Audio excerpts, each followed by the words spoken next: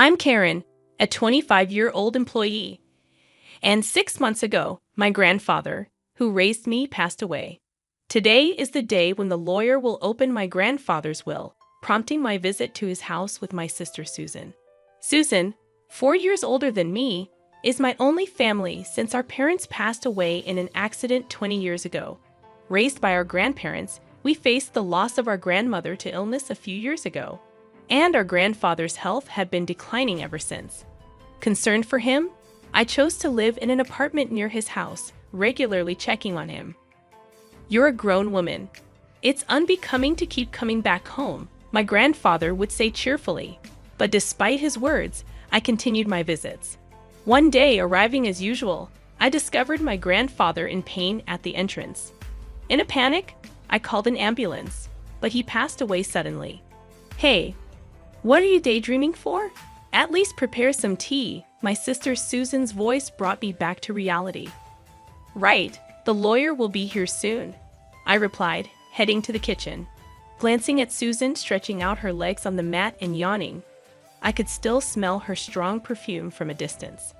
"She's the same as always," I murmured as I placed the kettle on the stove. My sister had always been self-centered, dyeing her hair in her teens and hanging out with delinquents. She demanded money without working, causing trouble that our grandparents had to apologize for, leaving me to deal with the fallout as the quiet one. Even as an adult with no stable job, she drifted around, working part-time. I knew she had been asking our grandfather for money in my absence, finding the situation troublesome. If it weren't for the inheritance, I thought, interrupted by Susan's formal greeting to the arriving lawyer. "Ah, you must be the lawyer. Thanks for coming today," she said in her high-pitched voice. Rushing to join them, I thanked the lawyer for his presence, recalling his kind eyes that mirrored my grandfather's. The lawyer's badge gleamed brightly on his chest as we began the process after offering incense in front of my grandfather's portrait. He took a sip of the tea, marking the beginning of a significant and uncertain chapter in our lives. I retrieved my grandfather's will, a document entrusted to him while he was still alive. Its contents revealed that my elder sister Susan was to inherit $20 million in cash, while I, the younger daughter, would inherit the house and the land it stood on. Upon hearing this, Susan burst into laughter, finding it amusing that she was to receive a substantial sum while I, the younger and supposedly plainer sister, would only inherit an old house. "It's just right for someone as plain as you," she remarked snidely. I retorted, pointing out that it wasn't just the house but also the land. She dismissed the value of the land in such a seemingly undesirable location, expressing a preference for cash. I couldn't deny feeling a bit shocked, acknowledging that perhaps my grandfather wanted me to protect his cherished house and land, where he spent his life with my grandmother. "Wow, a house and land. That's pretty awesome, isn't it, Brian?" my boyfriend exclaimed in surprise upon hearing my story. Shaking my head, I implied that it wasn't as great as it sounded, given that my sister inherited $20 million in cash. "More impressive, I'd say," I remarked, feeling a sense of emptiness as I verbalized it. Trying to be modest, I continued, even though I was trying to be modest. "Beautiful and having money, now she's the better," Brian remarked insensitively, earning a side glance from me. Realizing his mistake, he jokingly added, "Your comfort means more to me than money." Brian had been my boyfriend since I started working, and we met at a social event. Although he hadn't proposed yet, I had been considering marriage, and today was our first date in the wild. I ended up sharing details about my inheritance with Brian, thinking he might become my husband someday. Little did I know that I would come to regret this.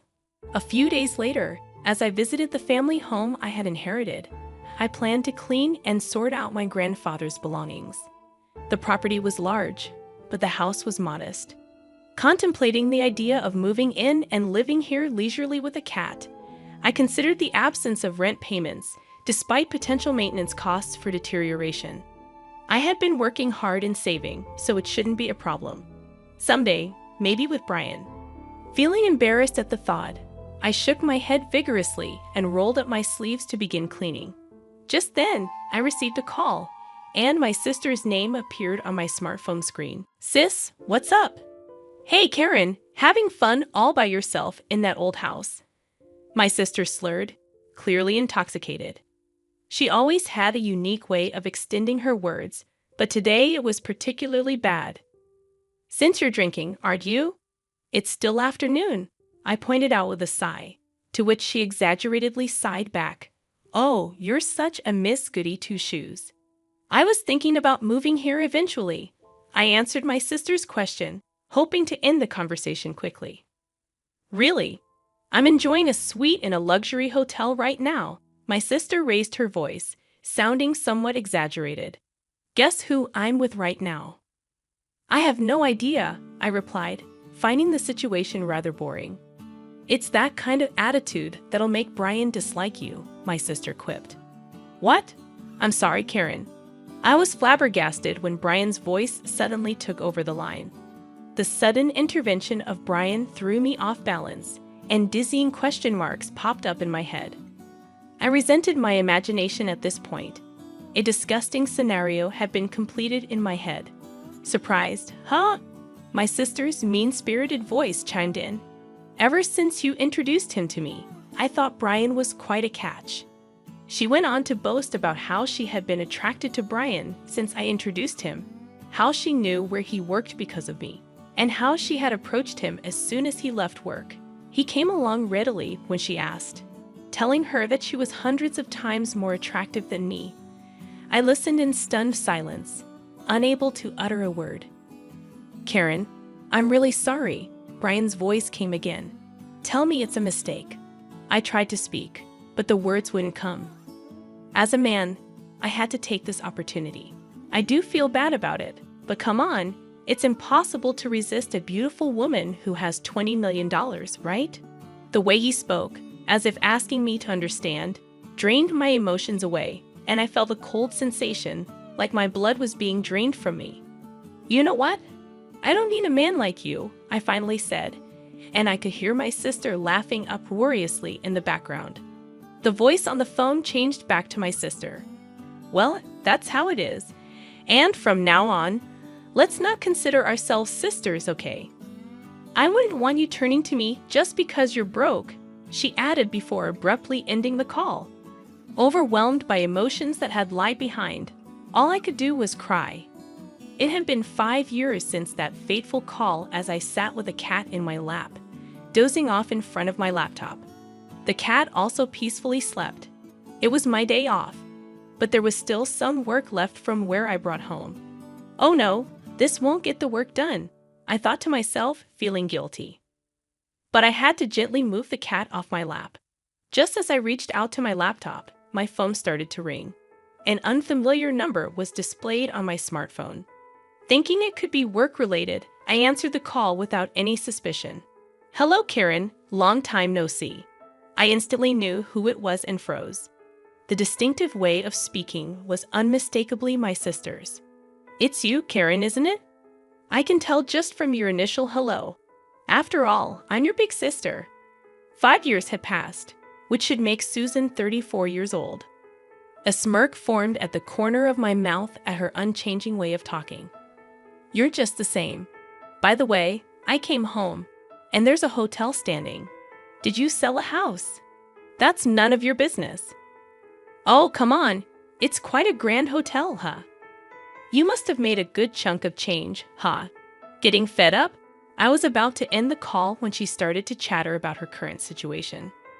According to Susan, she had blown through the inheritance in about 2 years, and now she even had a considerable amount of debt.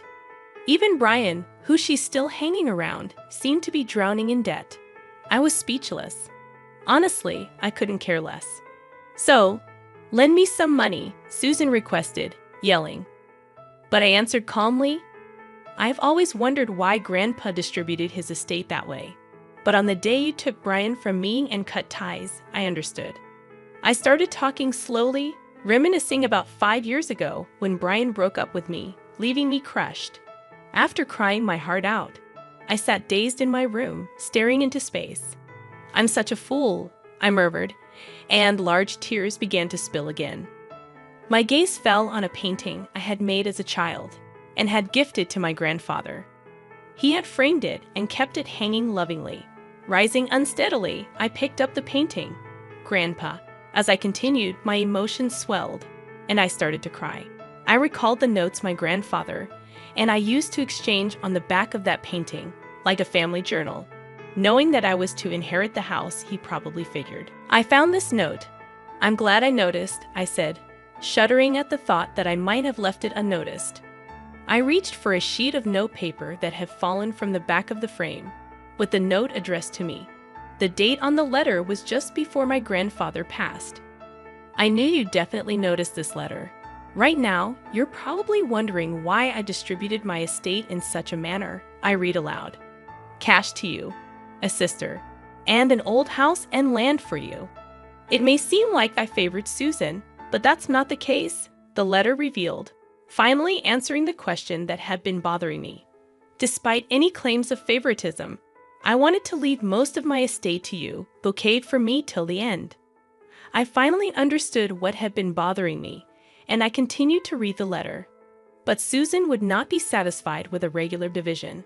This child, even as her grandfather, I must admit, she's terribly greedy. Exactly, Grandpa? I whispered in agreement, though he couldn't hear me. She even took my boyfriend from me. That's what I want to tell him in my heart. That's why I arranged it this way, I read. While Susan may appear to have received the better deal at first glance, she won't pay attention to your share. According to Grandfather's letter, the value of this land in our area is continuously increasing due to ongoing urban development. As of the time I'm writing this, it's not worth Susan's $20 million yet, but the value of this land will surely increase in the future. As I read this far, my eyes widened in surprise. You can live here if you're attached to it, or you can sell it when its value rises enough to make a good profit.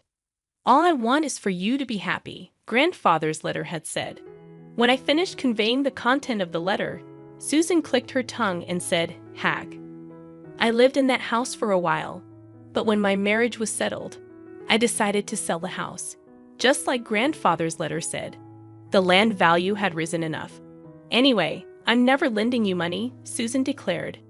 But as if she had a good idea, she added, right. If you want, I can give Brian back to you.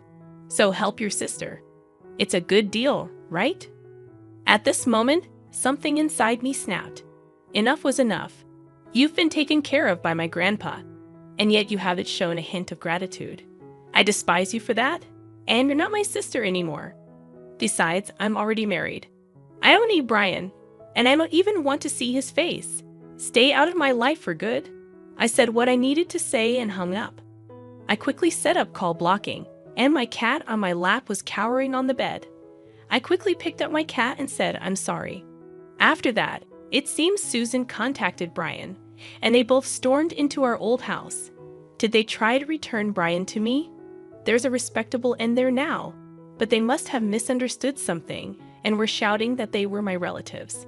Even though I just sold the land and had nothing to do with it, it's simple for those two. I sold the land, and an inn was built equals I must be the owner of the inn.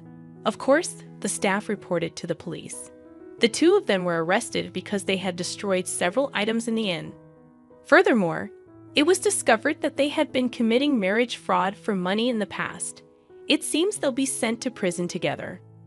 I was also questioned by the police, but I was able to prove that I had no involvement. Quickly, as we were estranged, I was released. As my husband, who came to pick me up, and I were walking through the station, we heard screaming and turned our gaze. There were Susan and Brian, who looked completely different. Fortunately, they didn't notice us. Both of them had messy hair, worn-out clothes, and looked nothing like the two people I remember. Especially Susan, who never skipped her makeup and fashion, looked even more different. They were probably being moved to a different location. As I watched the two of them, filled with a sense of melancholy, my husband and I locked eyes. I grabbed the hand he extended, and we left the police station. Are you okay? My husband, always concerned, looked at me with gentle eyes. I'm okay. I have you in this little one. I touched my fairly noticeable belly and smiled back. In my belly, a new member of our family is growing. Money is important, but there's something even more valuable. That's what I want to teach our child, with my husband by my side.